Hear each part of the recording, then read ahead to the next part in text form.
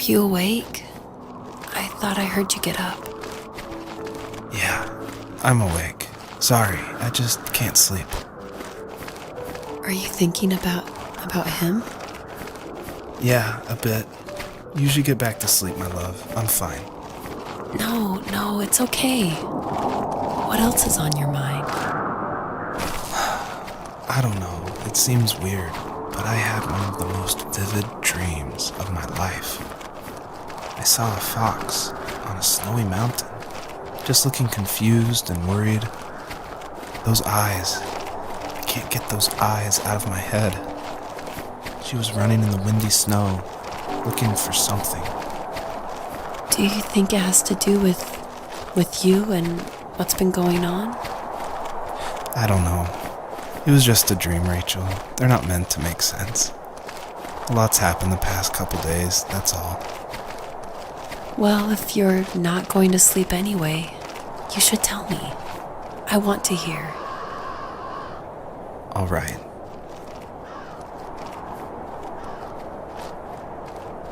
So, not far from her home, she followed that path to something unexpected.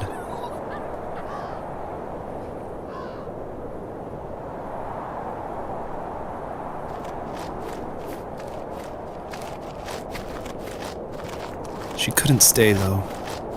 She had to find her other 2 children. So she took that path. She followed it towards something ancient. Something with answers.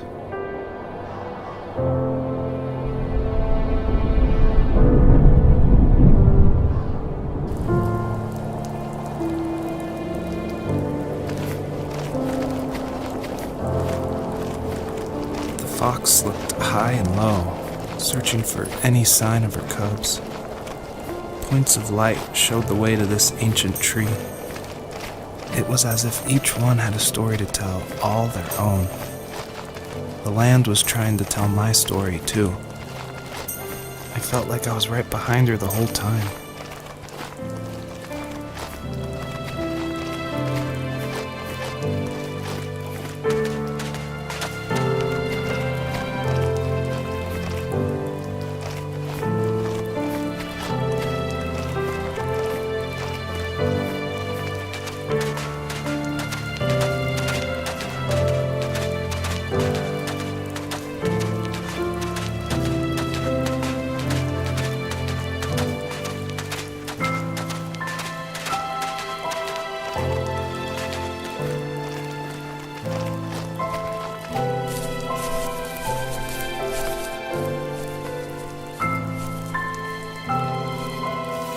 As a kid, did you ever do show and tell in your class? Yeah, I think I only did it once, when I was in the 4th grade. You know how my life was around then. I wanted to show my class what helped pass the time and distracted me, so I brought a dozen paper cranes I had made. I think I told everyone how badly I wanted to be a bird and fly, embarrassingly enough. Don't be embarrassed. Every kid wants to fly. For me, it was another toy from my dad, a wooden boat. I remember guarding it so carefully in my hands as I walked into class. When I sat down, a group of boys immediately made fun of it. They asked which trash can I found it in, or why an ugly log was my favorite toy. When I got up, I didn't even want to tell them my dad had carved it. I said it was a joke gift my friend had given me. Kids can be so cruel. Some of them are. I shouldn't have let them get to me, but it did. It's amazing we bounced back at all.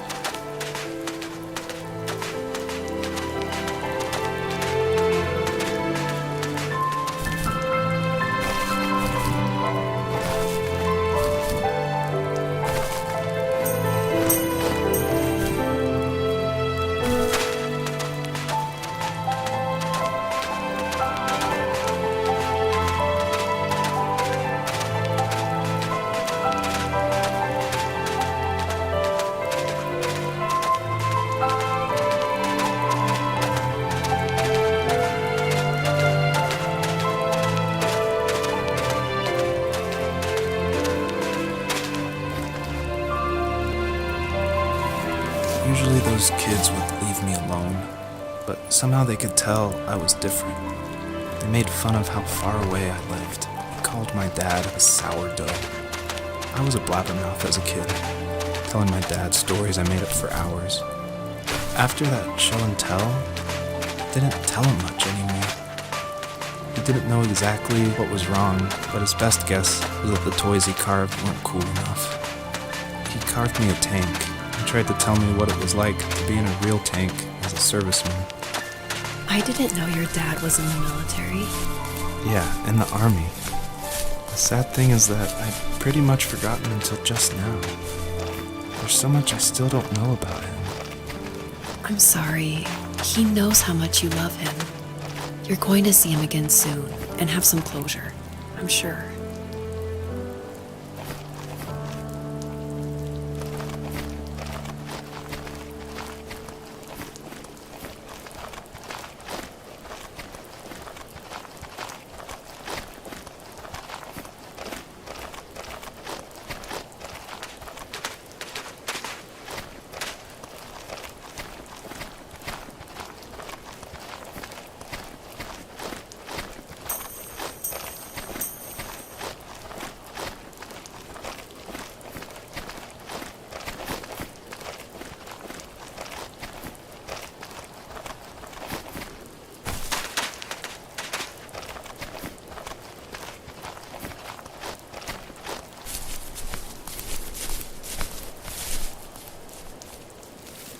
The older I got, the more I withdrew. I asked myself, why talk to anybody anyway? Why bother when I'm happy by myself? I started drawing a lot, mostly animals I saw in the woods by my home. I then imagined designing my own hideouts with things like TVs and pantries full of chips and cookies. I think that idea of leaving home and drawing blueprints started my career. I found a lot of solace in that. I'm not surprised, but I did the same thing, you know? There's something special about having a place to call your own. And now look at us.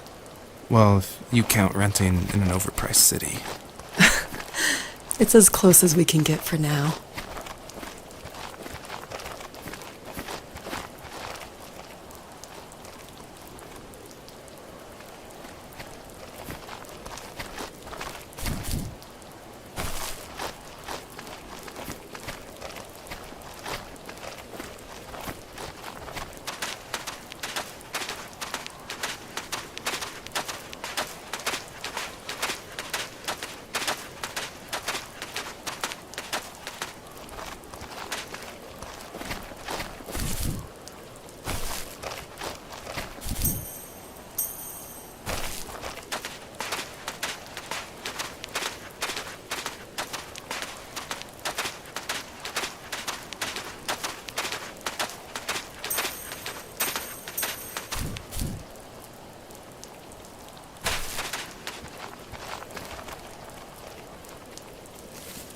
Do you remember what my dad did for a living?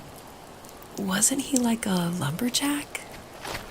That's one way of putting it. If wood was a canvas, then a carving knife was his paintbrush. Even after working a 50-hour week, even after his hands were more splinters than skin, he would bring home the nicest piece of Alaskan weeping cedar and make me toys. That wooden train was the first toy I can remember, and I loved it. I just knew from a young age I was going to be a lumberjack, like my father.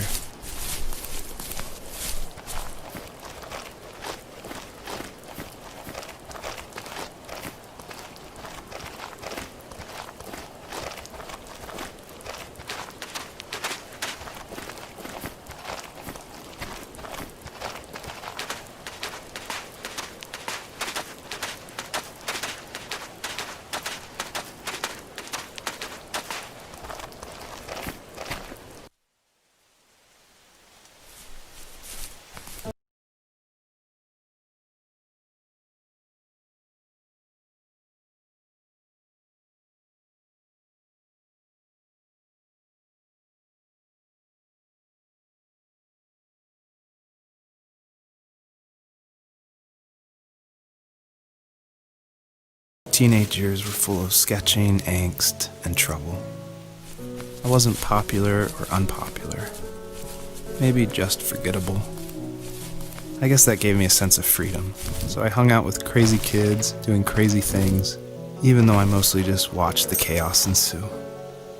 We did it all, put fireworks in mailboxes, hide roadkill in people's garages, break windows of the barber shop in Anchorage. My dad was furious, but he was so busy working he couldn't do much to stop me from going out. I think being an adult means there's no one to stop you making hard decisions. He had to make a living, and he couldn't be in two places at once. Yeah, I realize that now. But at the time, I was sure he was more interested in growing his business than what was going on with me.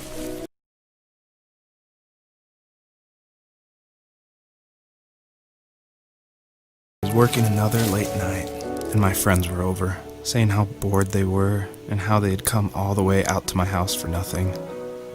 One of them mentioned how that old, ugly beyond belief truck was still in the garage, and how we should take it for a spin.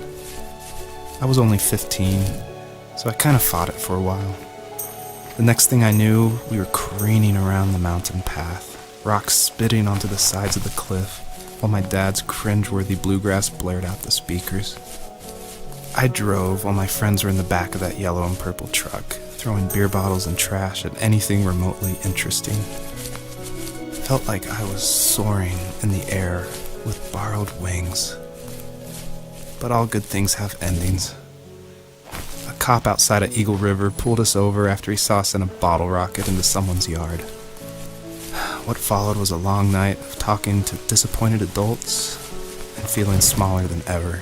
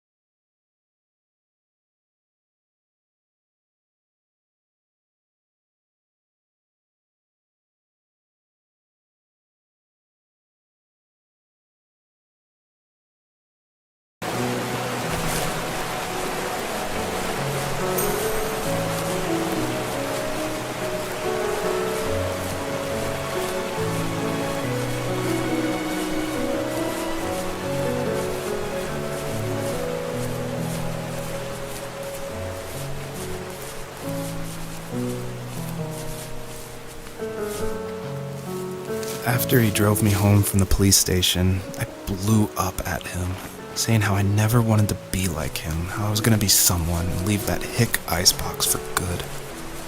He just looked forward at the road with tired eyes. I took out that bluegrass tape from the cassette deck and chucked it out the window. In my sage teenage wisdom, I thought I proved the ultimate point, but my dad had a different idea. He slammed the brakes, slowly bowed his head while gripping the steering wheel, and finally looked at me. All he said, like it was a polite request, was, "Make this right." I sat there in silence, fuming, but I eventually got out and combed every square inch of the woods, muttering profanity after profanity. I found it 30 minutes later, near a small waterfall off the road. I went back to the truck, put the wet tape back in, and sure enough it worked. We didn't speak another word to each other the rest of the night. Wow, I knew you were a crazy teenager, but It's hard to believe, isn't it? It surprises me too. It's like I didn't really know who that kid was back then. I bet my dad thought the same thing over and over. It's almost like he was saying, "Make this right," to himself, more than to me.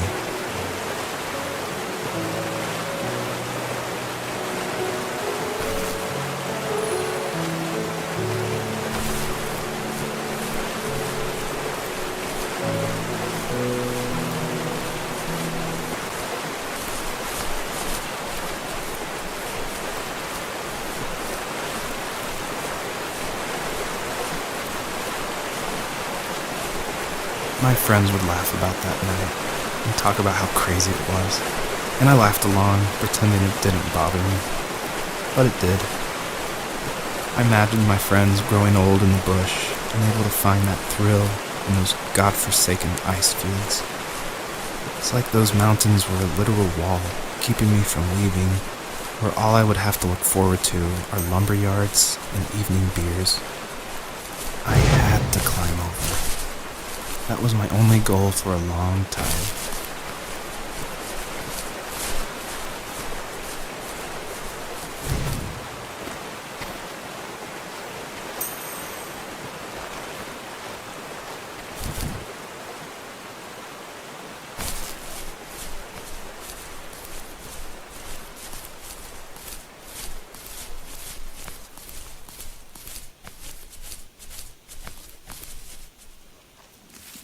If there was some way I could take my love of drawing and turn it into a way of escape, nothing would make me happier. I wanted to create instead of tearing trees down. I wanted to move to the lower 48, not because I hated it there in Alaska, but I hated the idea of it.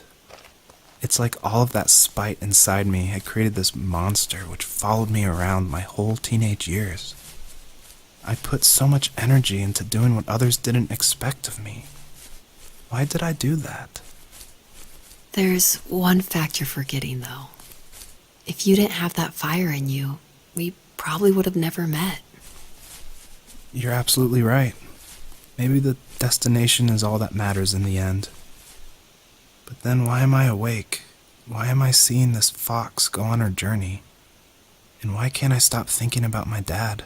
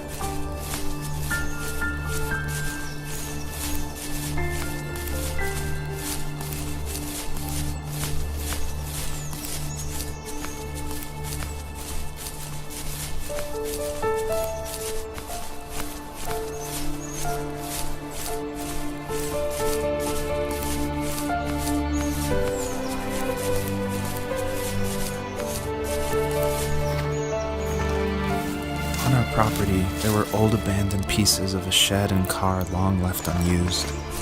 I used to ask him all the time who those people were that left all this junk, and I'm sure he got so tired of hearing it that he made up some elaborate stories how a brown bear ate them and haunted the woods afterwards.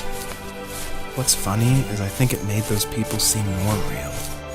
Growing up thinking they were still hanging out like they couldn't say goodbye.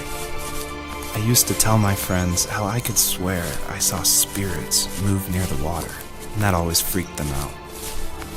I guess it didn't bother me, because the way I saw it, they were normal people with old cars and sheds, just trying to figure out how to survive and be happy in the middle of nowhere. It was a cool thought that they didn't want to leave, but I was a weird kid. Well, you had good company since those ghosts like living in a place where they were brutally devoured.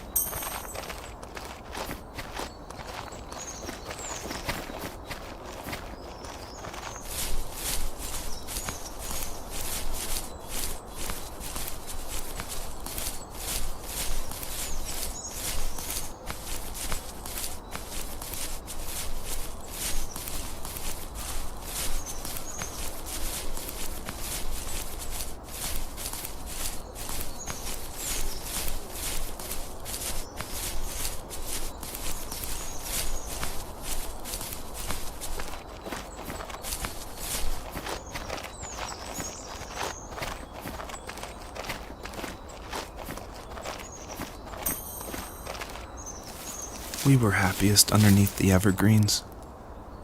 We decided it was time to finally map out the hundreds of acres we lived on, just to pass the time during the summer. He was only free in the evenings, so I would spend the day wasting time on dial-up internet and sketching, and then we would rush into the woods, pen and map in hand, before evening fell. Sometimes, the aurora borealis would cast a cold green glow on the mountainside, and we would finish our route underneath a twilight sky. Sometimes I was lonely during those summer days, but there was comfort in the routine. A lot of teenagers aren't looking for the daily grind, though. There's nothing wrong with wanting to get out, to leave your childhood home. You wanted to progress, to make something of yourself. Yeah, you're right. That house. I'm sure it's the same as how I left it. But then why does it feel so different? I doubt you're the only adult to have looked back and asked that question.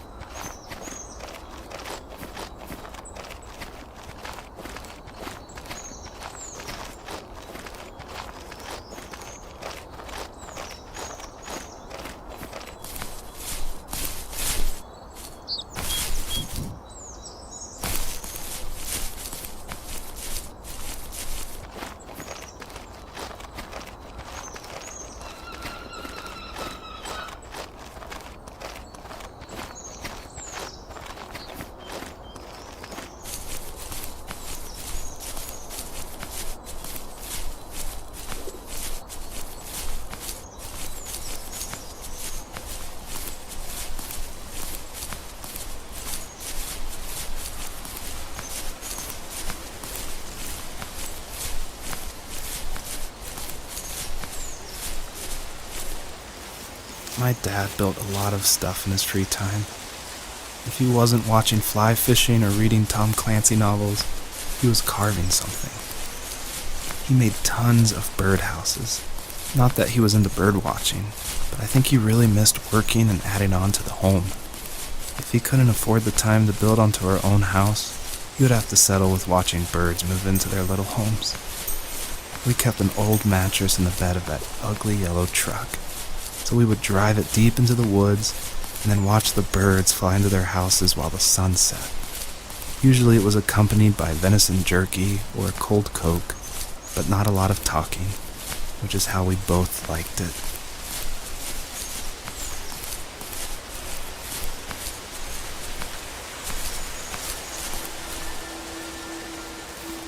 Even at my most distant, at the times when I detested him the most, he kept reaching out. For a year straight, he asked me every week when we were going camping. I thought he was just dense. Eventually, to shut him up, I agreed.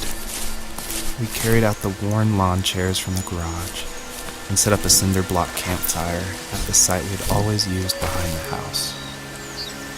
We walked down the mountain path, talking in the warm sunshine we only got a couple months of the year.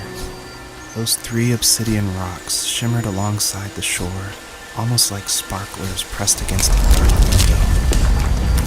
I'll never forget that wet stone on my feet, or how those massive mountains looked even bigger in the lake's reflection. I felt small, but grateful. As the sun set, my dad found something I hadn't seen for a long time.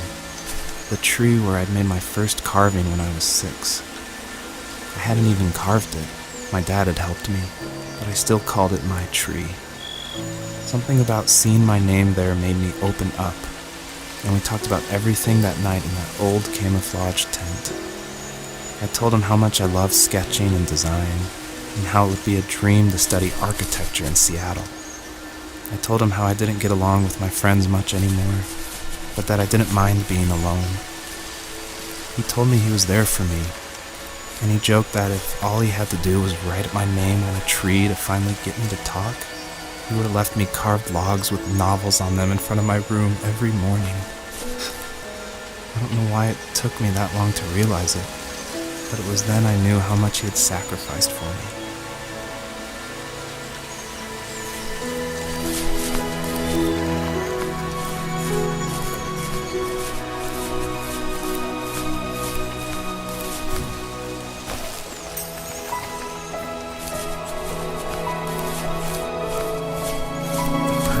Stood nearby, unfazed, like nothing was wrong. My dad is dead, and he's never coming back, Rachel. I can tell you these stories, but I can never reminisce with him again. He can never hold a grandchild that we'll probably never be able to have. I can never talk to him again, and I'll never be able to say I'm sorry for everything.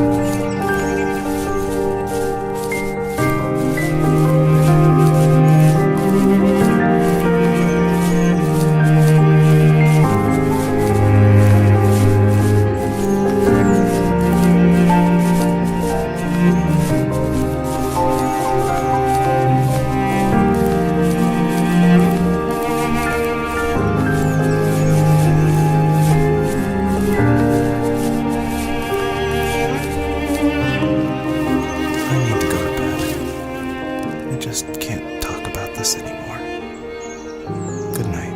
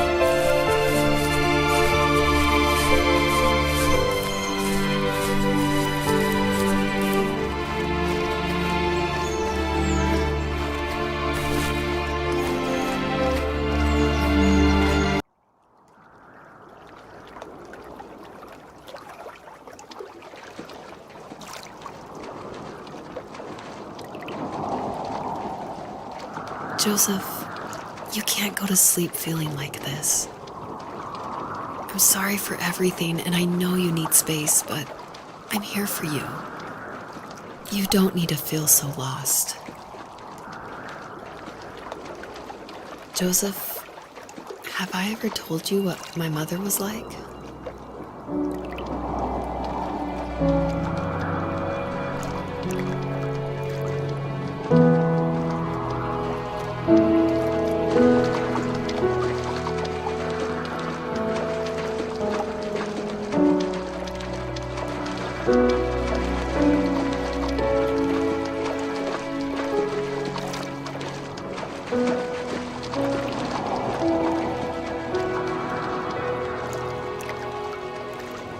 You know what it's like not to have a mom at home. And you know how hard that made my childhood. What helped me was watching the birds in the morning before the school bus came. I thought that my mother was one of those birds, and it made me want to be free like her. My mom taught me how to fold origami cranes while she was in the hospital. So I told myself I would fold one every day until I could fly myself.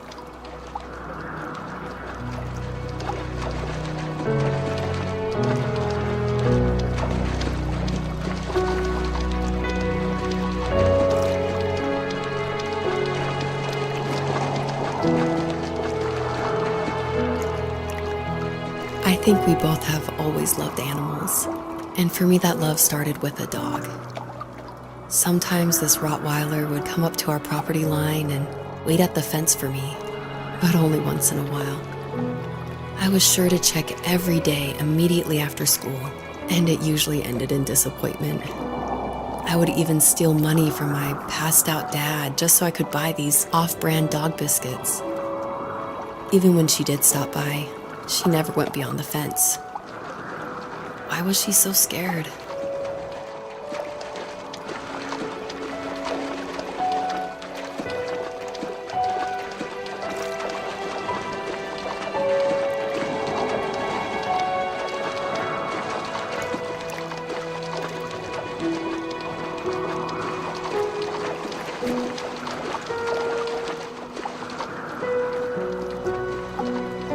I think my dad was the opposite of your dad in almost every way, except he was in the military as well. He coped with alcohol of every kind. The trailer started falling apart, he got angry, and I withdrew. More and more I became the weird, quiet kid who made lots of origami birds and carried dog biscuits around. I think we were pretty similar when it came to being the weird kids. And that same sincerity in college was one of the reasons I was so drawn to you.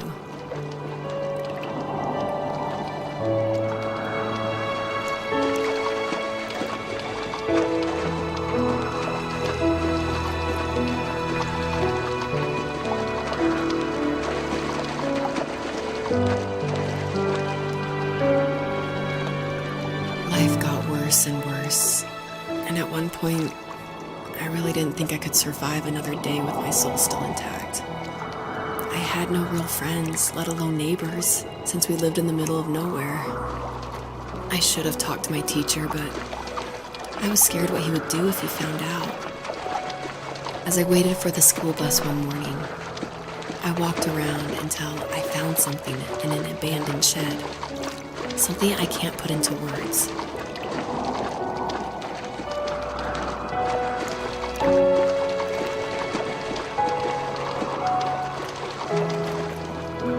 I summoned courage I didn't know I had, and I broke into my dad's room and found the key to the shed where he had locked my bike. I'll never forget that feeling of the wind rushing by my ears as the sun rose over fields of wheat. I was flying for the first time. I biked as far as my legs could take me until I found a house that felt friendly and that felt like home. Those strangers helped me in so many ways. And if it wasn't for them, I wouldn't have found my foster family. And if it wasn't for my parents, I wouldn't have met you.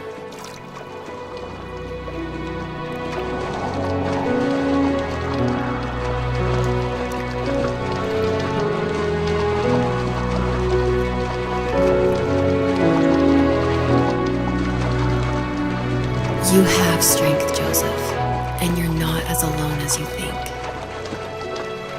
It's all just so pointless. Just waiting for life to happen. It's like having the home I always wanted is cursed out of my reach. The thought of being a parent myself. How could I do that when I couldn't even be a good son? I'm sorry. I know what you're saying. I just don't know how things will work out. These quiet hours will turn into years. We'll wonder which roads passed us by. Then we'll forge a new road together. Besides, I discovered for myself that one fateful morning where any hopeful road leads to. There may be thorns and mist, but it always leads to the same thing. And what's that? Family. I'm so glad that you're part of my family, Rachel. And I'm glad you're part of mine.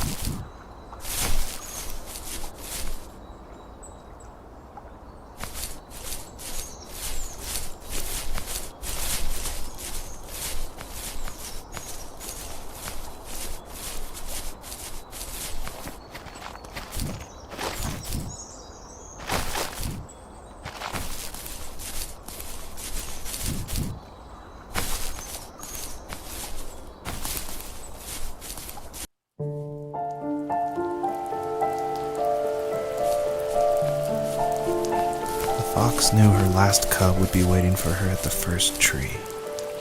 She was almost there. The rain cascaded onto the Jade Valley where the entrance to the tree was. Life was protected there, because that's where life began. It was now only a mother and a daughter left.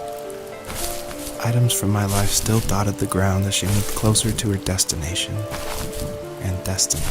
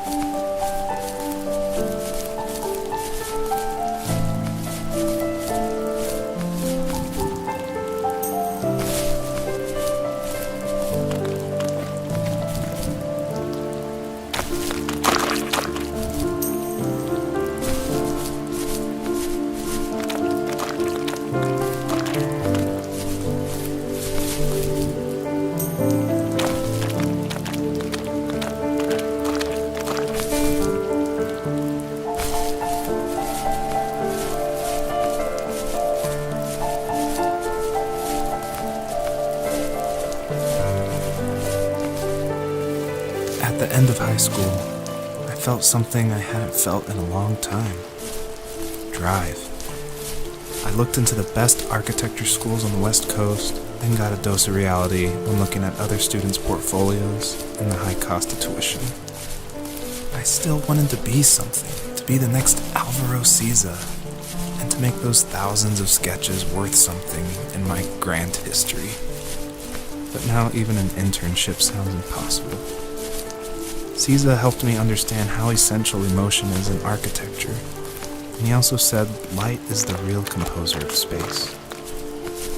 I like to think these glints of light, like not finding a job, or even a strange dream about a fox, are something I should be thankful for, even if the illuminated space is something I'm less than comfortable with.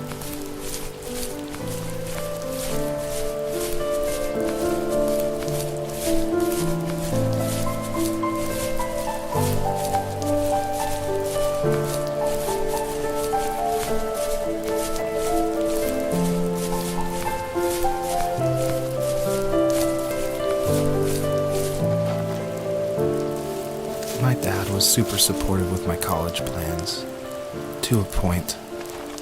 Things were okay until this terrible accident happened. I guess a forklift flipped over due to a bad axle, and it crushed one of the workers there. My dad didn't eat for days, even though he wasn't directly involved. It devastated him. Not only did it hurt the business, but it just freaked him out. He would talk in his sleep, muttering things about firing people and saying sorry. One fateful day he approached me, said that since my school search wasn't going well, I should finally be a man and take over the family business. He said one day he was going to die, and that all of his work, sacrifice, and even that man's life would be wasted in vain. I just lost it. Teenage me just exploded at the thought. I screwed up. I said things I shouldn't have. He was having a crisis, and I pretty much spit in his face.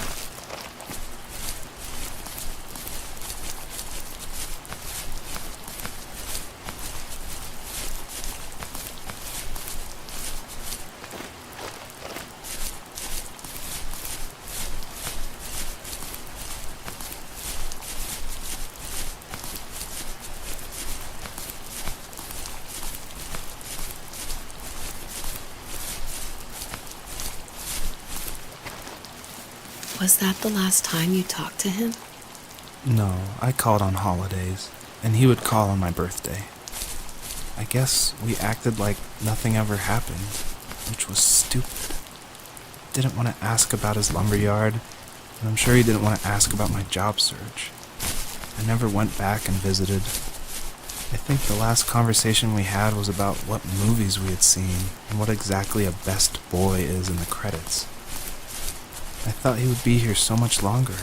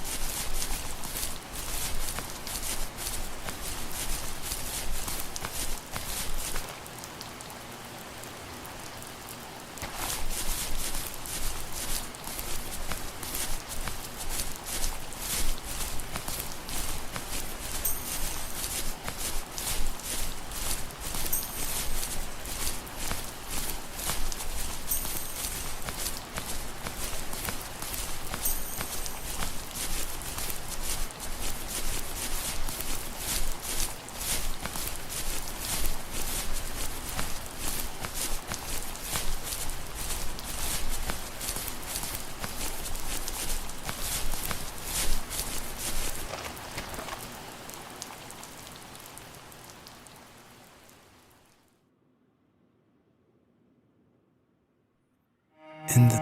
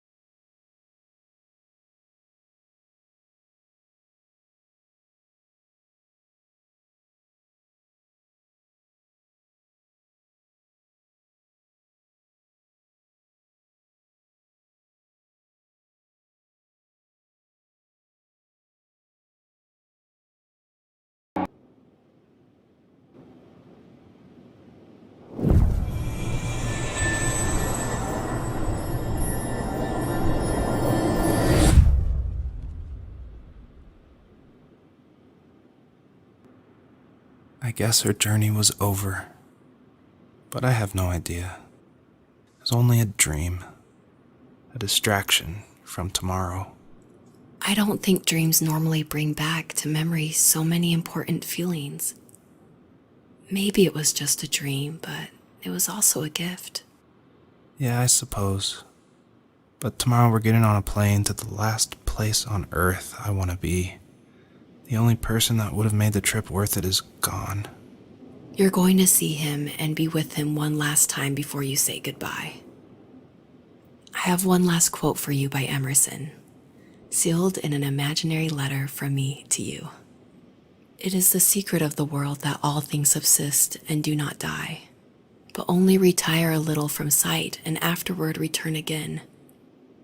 Go to sleep, my love. We have a big day tomorrow, but I'll be there with you every step of the way. Thank you. Thanks for listening. Good night, Rachel. Good night, Joseph.